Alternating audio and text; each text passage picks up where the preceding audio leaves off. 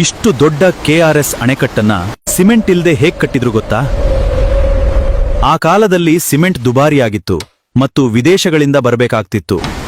ಆದ್ದರಿಂದ ವಿಶ್ವೇಶ್ವರಯ್ಯನವರು ಸುರ್ಕಿ ಮೋರ್ಟಾರ್ ಬಳಸುವ ನಿರ್ಧಾರ ಕೈಗೊಂಡ್ರು. ಸುಣ್ಣ ಮತ್ತು ಸುಟ್ಟ ಇಟ್ಟಿಗೆಯ ಪುಡಿಯ ಮಿಶ್ರಣವೇ ಸುರ್ಕಿ ಮೋರ್ಟಾರ್. ವಿಶ್ವೇಶ್ವರಯ್ಯನವರ ಆ ಯೋಚನೆ ಇಂದಿಗೂ ಕೆಆರ್ಎಸ್ನಲ್ಲಿ ಜೀವಂತವಾಗಿದೆ. ಮೈಸೂರಿನ ಕೆಆರ್ಎಸ್ ಅಣೆಕಟ್ಟಿನ ಮೊದಲ ವಿನ್ಯಾಸದಲ್ಲಿ ವಿಶ್ವೇಶ್ವರಯ್ಯರವರ ಪಾತ್ರವೇ ಇರಲಿಲ್ಲ. ಮೈಸೂರು ರಾಜ್ಯದಲ್ಲಿ ತೀವ್ರ ಮಳೆಯ ಕೊರತೆಯಿಂದಾಗಿ ಬರಗಾಲ ಪರಿಸ್ಥಿತಿ ತಲೆದೋರಿತು. ಆಗ ಮಹಾರಾಜರಾದ ನಾಲ್ವಡಿ ಕೃಷ್ಣರಾಜ ಒಡೆಯರ್ರವರು ದೊಡ್ಡ ಅಣೆಕಟ್ಟಿನ ಯೋಜನೆ ಪ್ರಸ್ತಾಪಿಸಿದರು. ಇದರ ಸಮೀಕ್ಷೆ ನಡೆಸಲು ಅಂದಿನ ಬ್ರಿಟಿಷ್ ಉಪ ಚೀಫ್ ಎಂಜಿನಿಯರ್ ಕ್ಯಾಪ್ಟನ್ ಡೇವ್ಸ್ ಅವರನ್ನ ನೇಮಿಸಲಾಯಿತು. ಡೇವ್ಸ್ ಕಾವೇರಿ ತೀರದಲ್ಲಿ ಹಲವು ಸ್ಥಳಗಳನ್ನು ಪರಿಶೀಲಿಸಿ ಯೋಜನೆಯ ವಿನ್ಯಾಸ ಮಹಾರಾಜರ ಮುಂದಿಟ್ಟರು. ಮಹಾರಾಜರ ಒಪ್ಪಿಗೆ ಪಡೆದು ಡೇವ್ಸ್ ಅವರ ಮೇಲ್ವಿಚಾರಣೆಯಲ್ಲಿ ಆರಂಭಿಕ ಕೆಲಸಗಳು ಶುರುವಾದವು.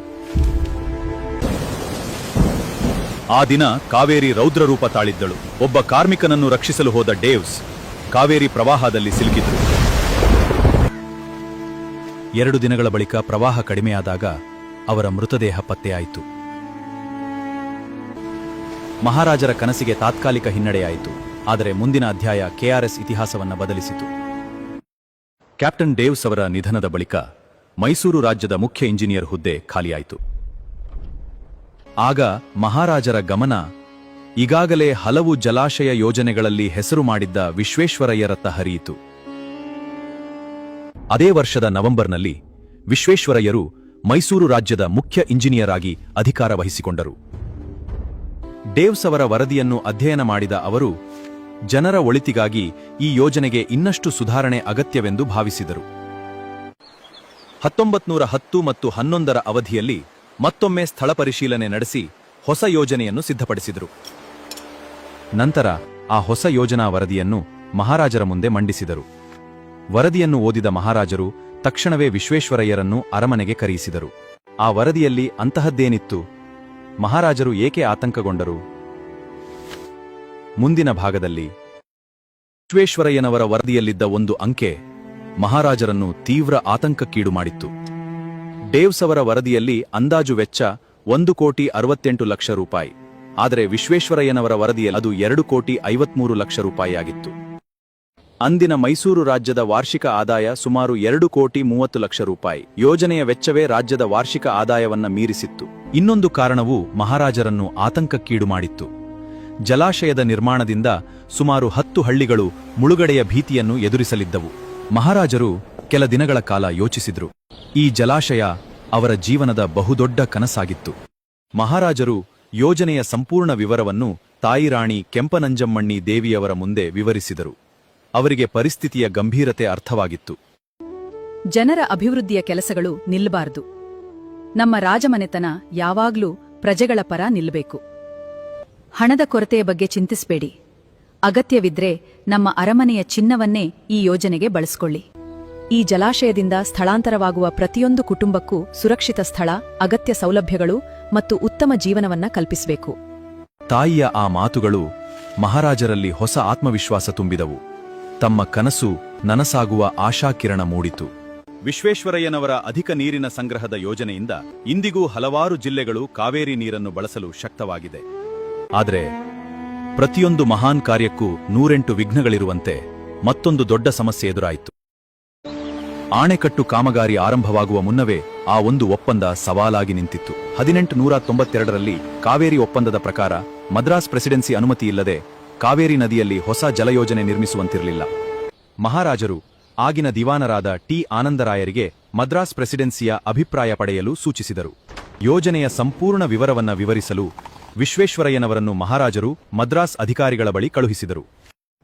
ವಿಶ್ವೇಶ್ವರಯ್ಯನವರು ಯೋಜನೆಯ ತಾಂತ್ರಿಕ ವಿವರಗಳೊಂದಿಗೆ ಜಲವಿದ್ಯುತ್ ಉತ್ಪಾದನೆಯ ಮಹತ್ವವನ್ನು ಅಧಿಕಾರಿಗಳಿಗೆ ಮನವರಿಕೆ ಮಾಡಿಕೊಟ್ಟರು. ಆದರೆ ಮದ್ರಾಸ್ ಪ್ರೆಸಿಡೆನ್ಸಿ ಸಂಪೂರ್ಣ ಯೋಜನೆಯನ್ನ ಒಪ್ಪಲಿಲ್ಲ. ಕೇವಲ 80 ಅಡಿ ಅಣೆಕಟ್ಟಿಗೆ ಮಾತ್ರ ಅನುಮತಿ ನೀಡಿತು. ಅನುಮತಿ ಸಿಕ್ಕಿದ್ದೇ ಮೈಸೂರಿಗೆ ದೊಡ್ಡ ಗೆಲುವಾಗಿತ್ತು.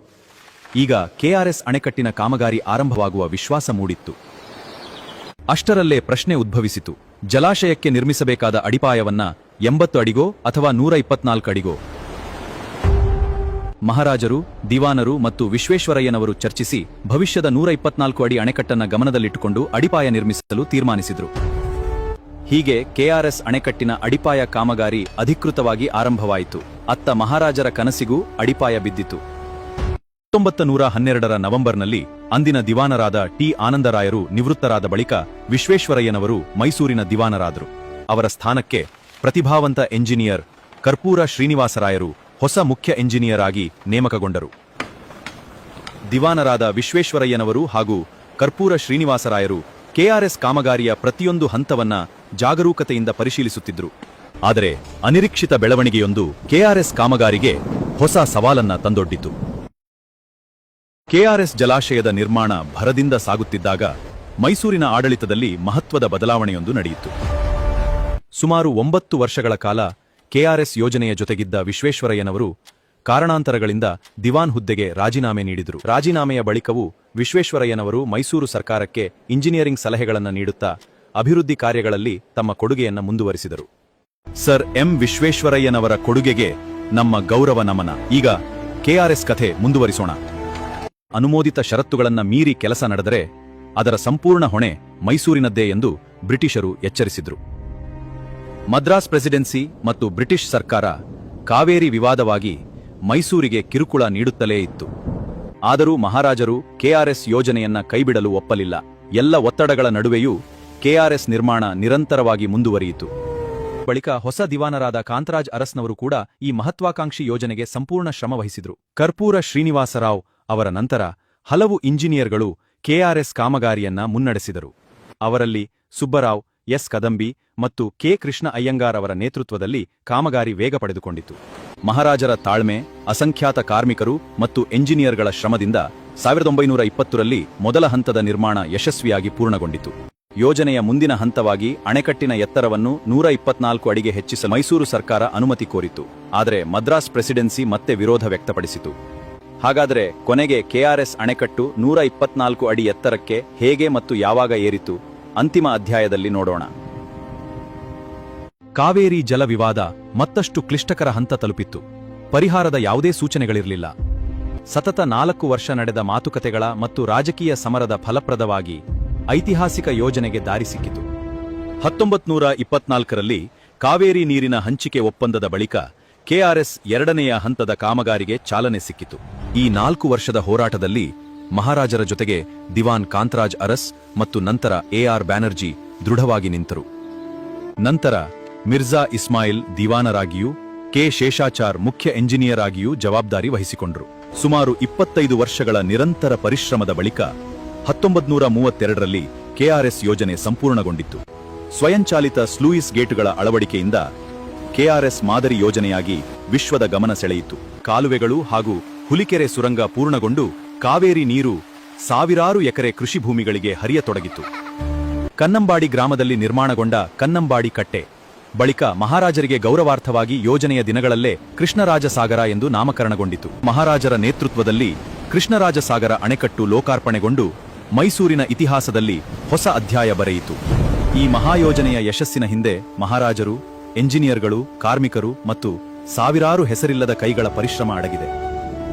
ಮುಂದಿನ ಮಳೆಗಾಲದಲ್ಲಿ ಜಲಾಶಯ ತುಂಬಿ ಸಾವಿರಾರು ರೈತರ ಮೊಗದಲ್ಲಿ ಸಂತಸ ಮನೆ ಮಾಡಿತ್ತು. ಕಾವೇರಿ ಲಕ್ಷಾಂತರ ಜನರ ಬದುಕಿಗೆ ಜೀವನಾಡಿಯಾದಳು. ಆದರೆ ಆಕೆಯ ನೀರಿನ ಮೇಲಿನ ವಿವಾದ ಇಂದಿಗೂ ಸಂಪೂರ್ಣವಾಗಿ ಅಂತ್ಯ ಕಂಡಿಲ್ಲ. ಆದರೂ ಕಾವೇರಿ ಹರಿಯುತ್ತಲೇ ಇದ್ದಾಳೆ, ಜೀವ ಬೆಳೆಸುತ್ತಾ, ಇತಿಹಾಸ ಬರೆಯುತ್ತಾ.